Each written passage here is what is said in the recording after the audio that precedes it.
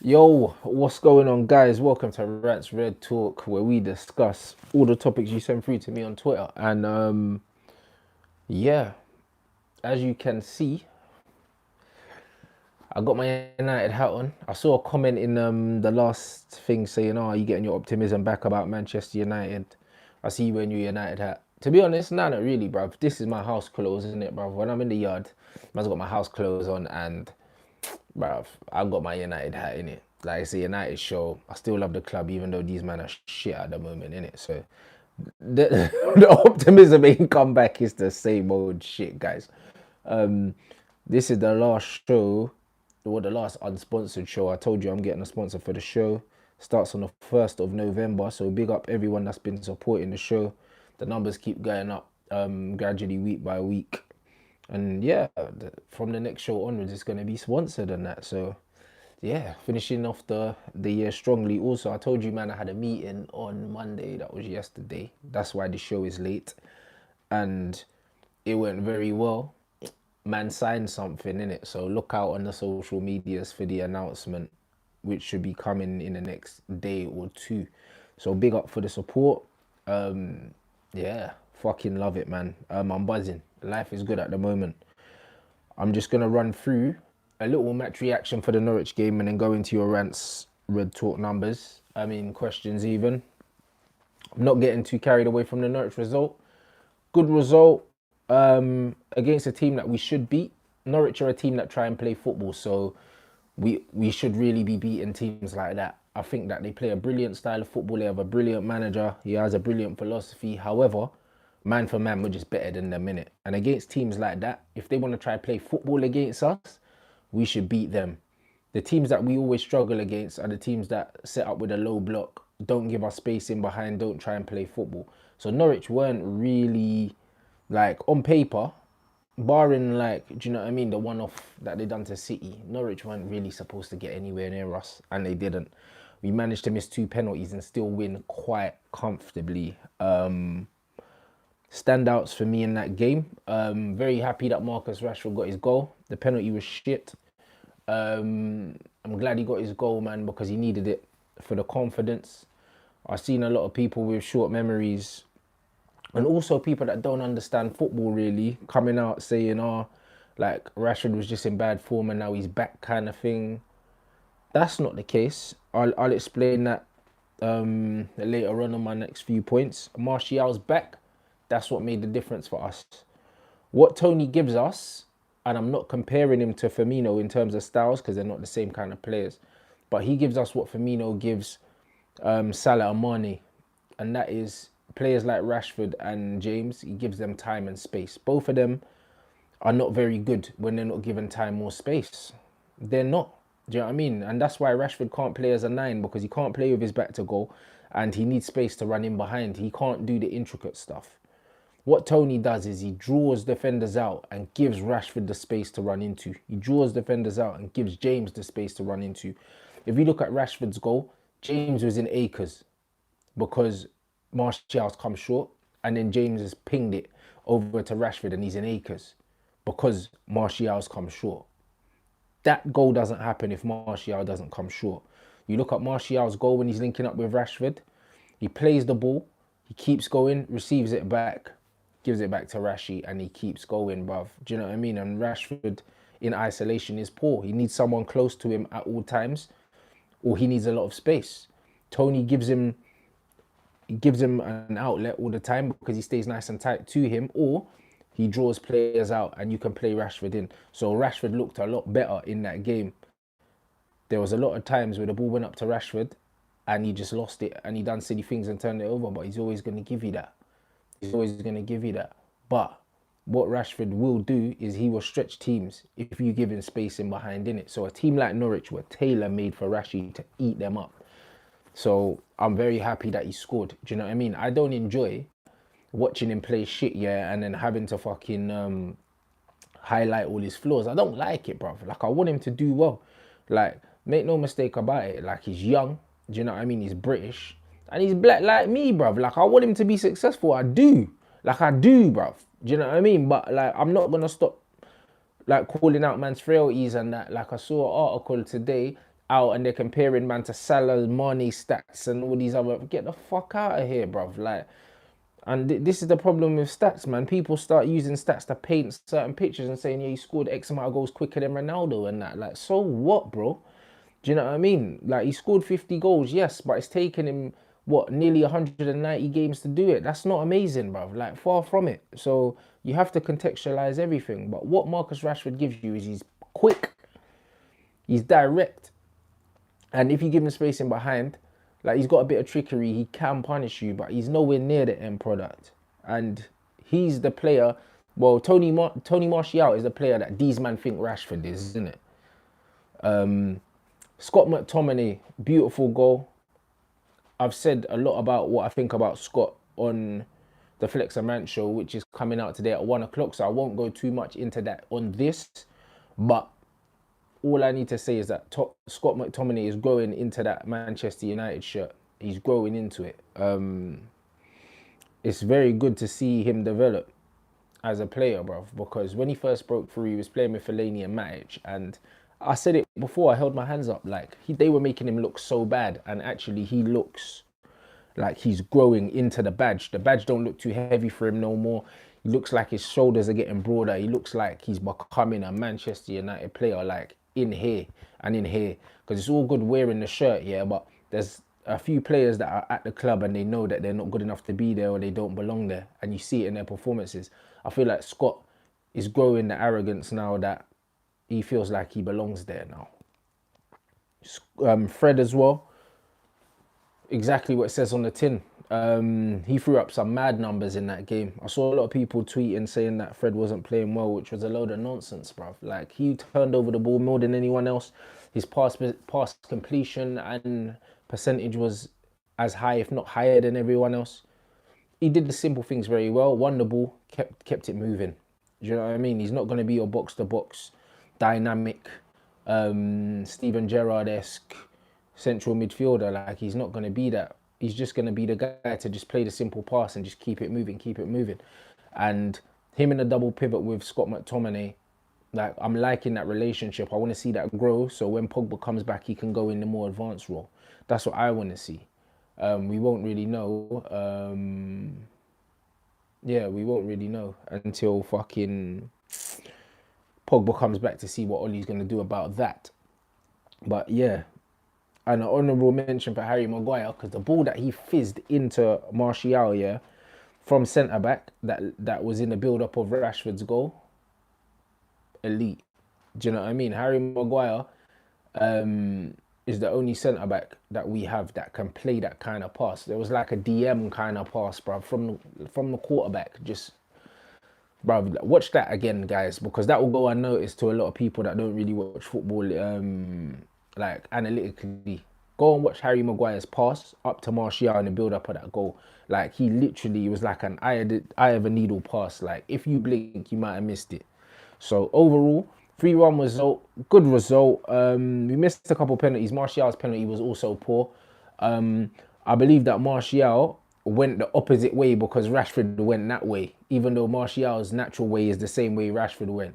And Tim Krul is a very good goalkeeper. So, do you know what I'm saying? Like, you have to be in it to win it, play the lottery and that. And Tim Krul made 2 good saves, 2 poor penalties, to be completely honest. But we never looked like we were going to lose the game, so I'll take it.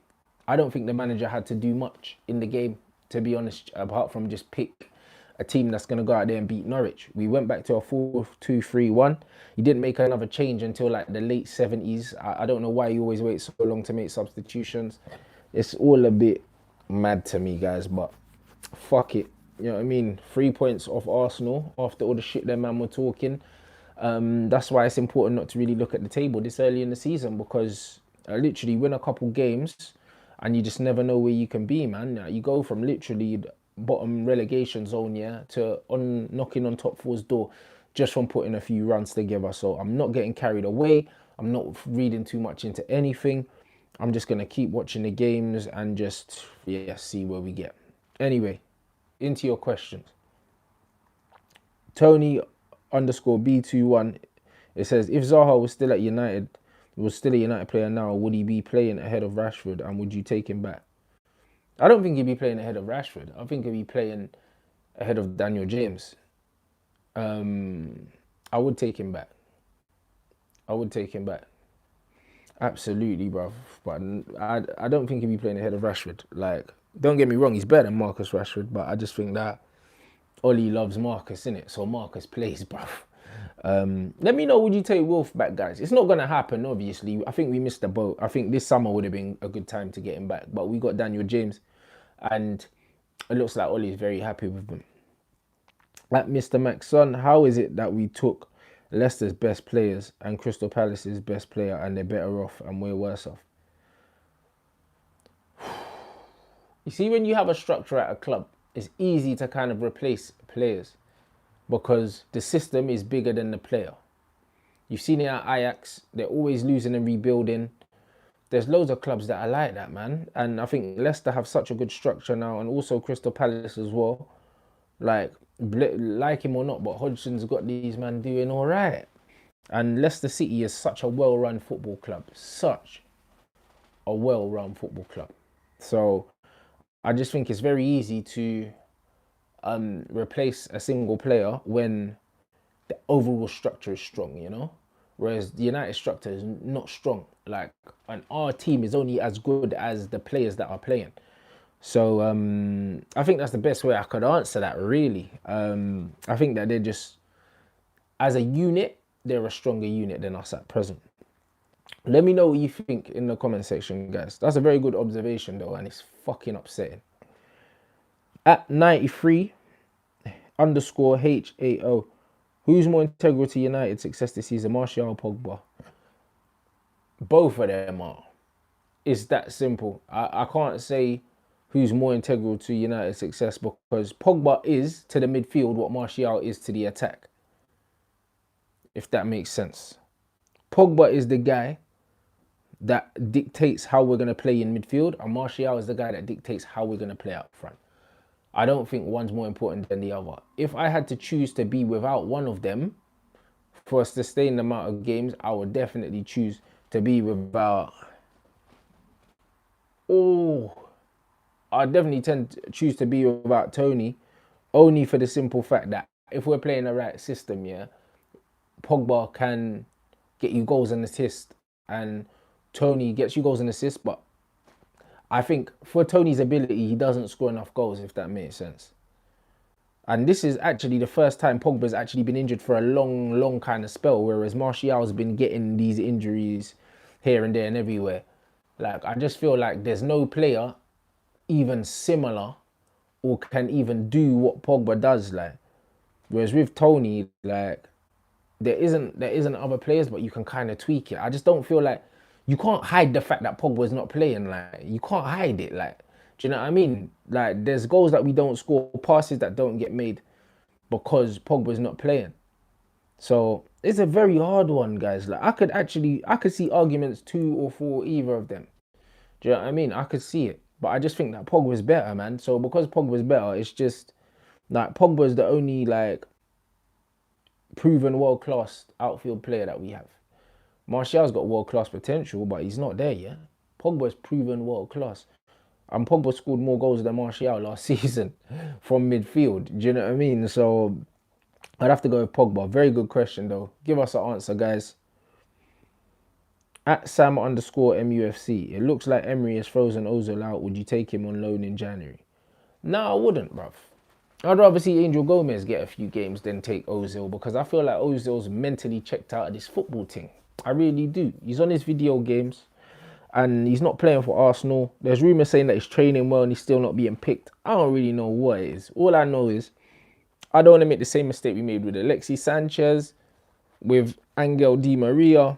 These men that just don't want to be here, but they'll come for the peas and that. He's not worth 400 bags. Imagine getting rid of Sanchez and then bringing in fucking Ozil, bruv. Nah, man, you must have a dick like tattooed on your forehead, bruv, if man are gonna do them things there, bruv. So no, thank you.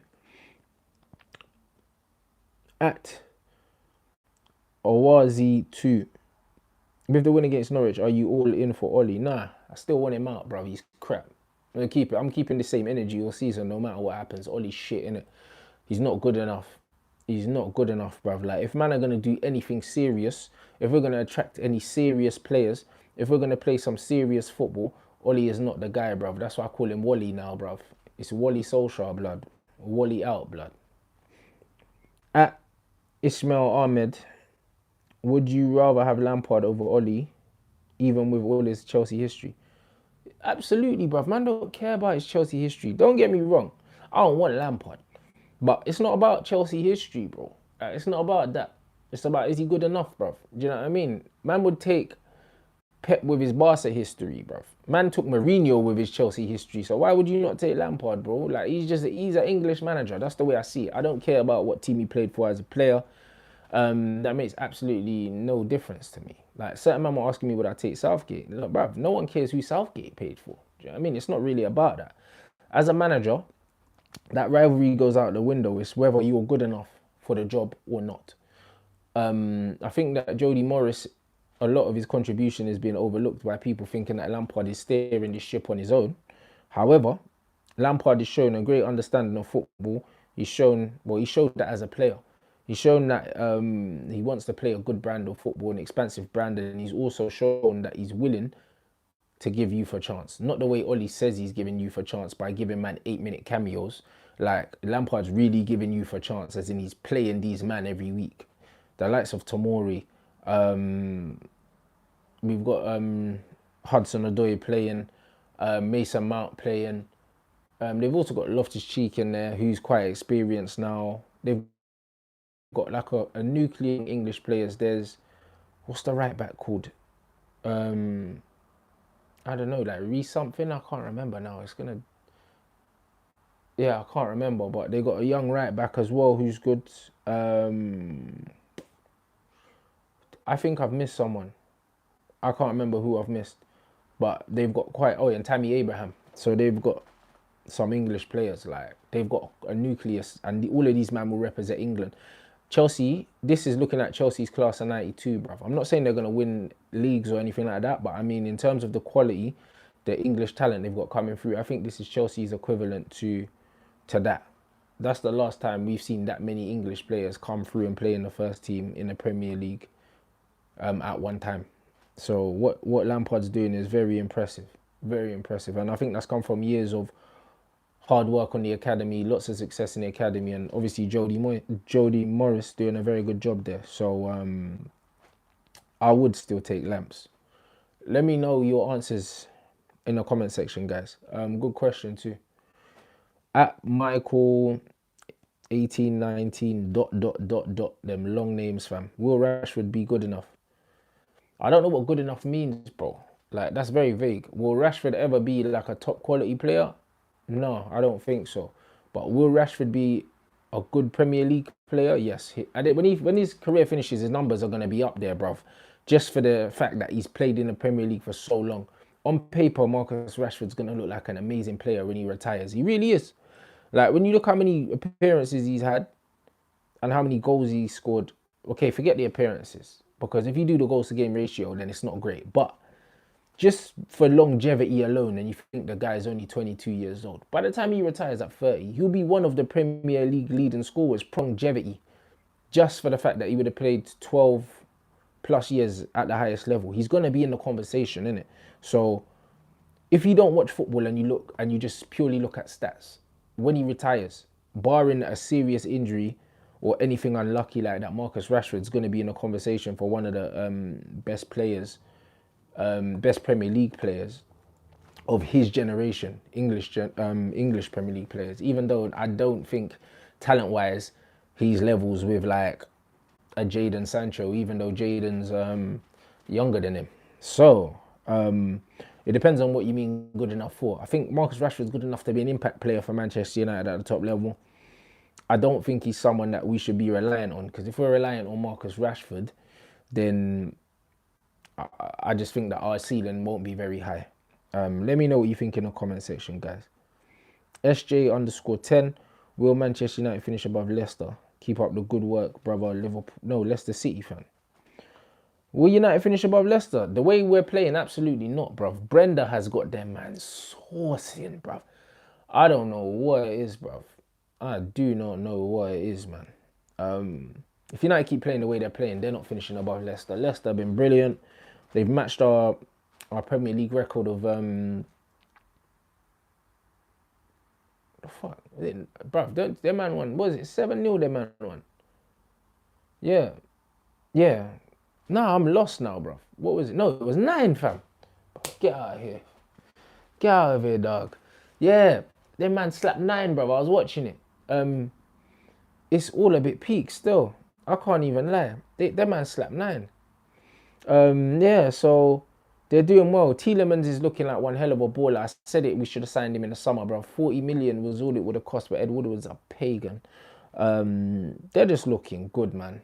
You know what I mean? And Jose, I've always been a fan of him from when he was at Newcastle. I always knew he was better than Newcastle. So it's good to see him doing his thing as well. Obviously, Madders is there. Ben Chilwell. Like, they got a very good team, man. And injuries seem to be going well for them. It's like Brendan can play a strong team every week, bruv. Like, I don't know what Leicester's squad saying man for man. I don't look into them that much, but I know that every time I see them playing, the same man are playing. So they've got a nice rhythm. And I don't see us finishing above Leicester.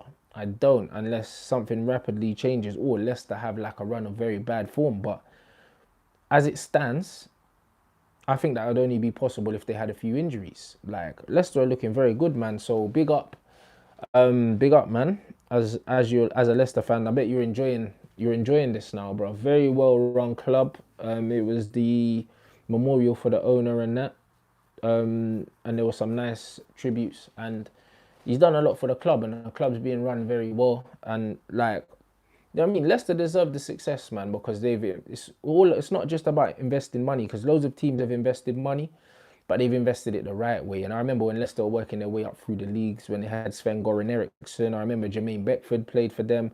A few man, like, they've done it. Like, they've built this thing. This is not an overnight thing for Leicester. It's been a project that has been very well constructed, and they're reaping the rewards and the benefits. So I'm happy for Leicester City, man. I actually wouldn't mind if they won the league this year. It would be great, because it would mean that City doesn't win it and Liverpool don't win it. So I think that Leicester are dark horses for third.